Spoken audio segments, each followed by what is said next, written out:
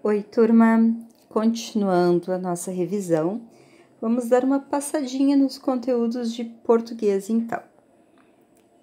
Primeira coisa a lembrar é que 50% da prova de vocês cobrará a pura interpretação de texto.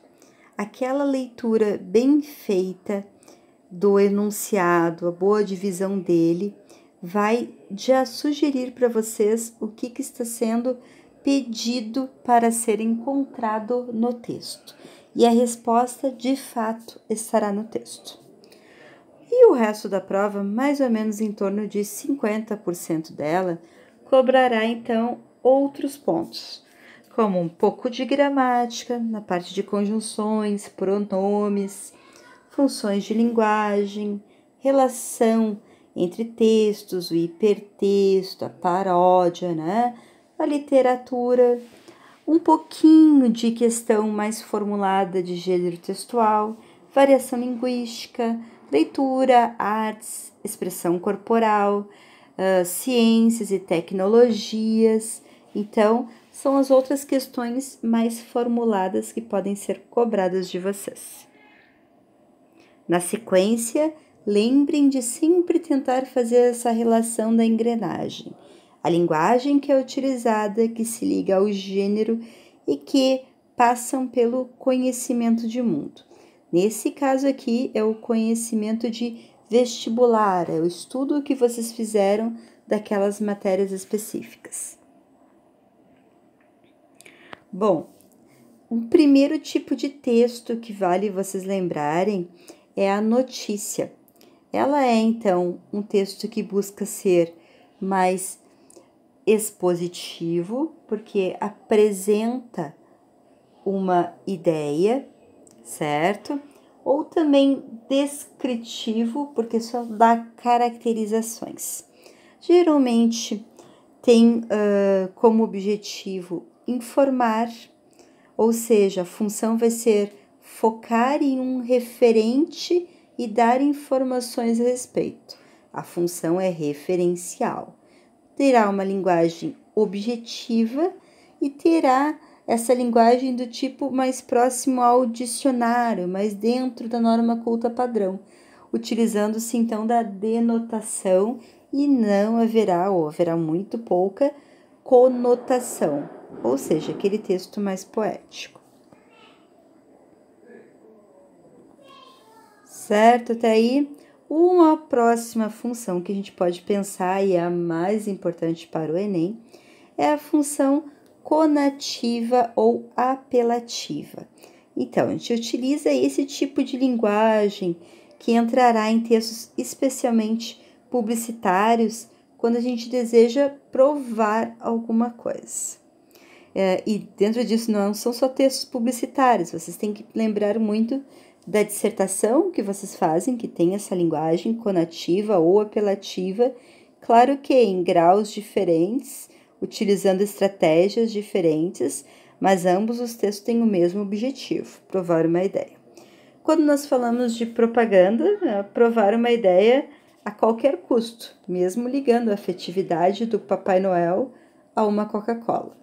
Quando nós falamos do texto de vocês, o dissertativo, esse provar uma ideia está ligado a um raciocínio lógico que se monte a partir de argumentos, certo?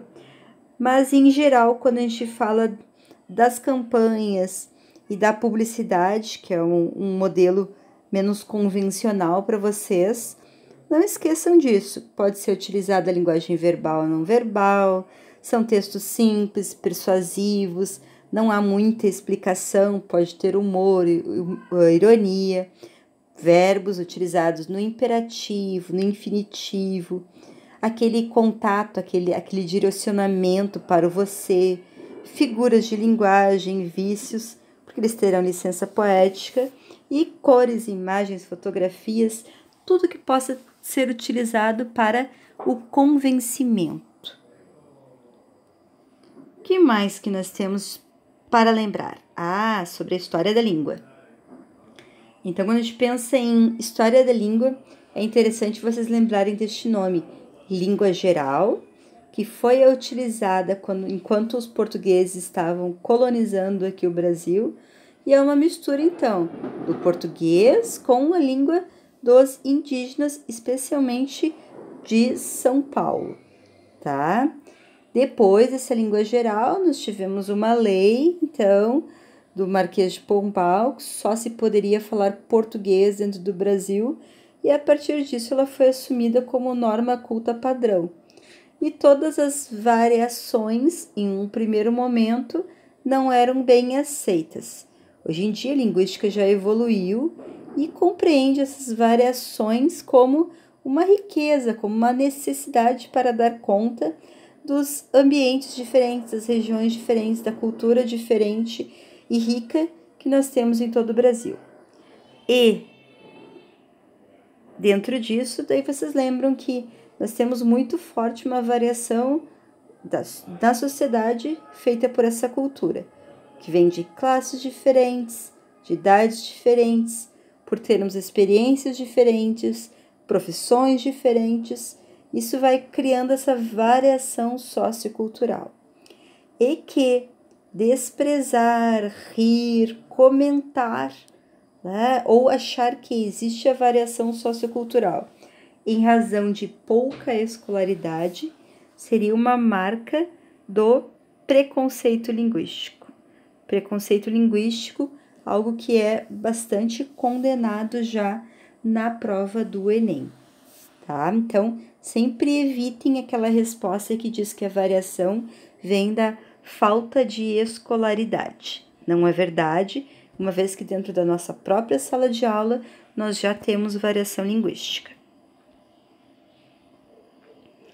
E dos pontos que eu achava importante que vocês relembrassem sem causar nenhum sentimento mais pesadinho são estes. Ainda pretendo fazer uma revisão de redação para vocês e aí eu ponho alguns detalhes a mais então em vídeo no decorrer da semana, certo?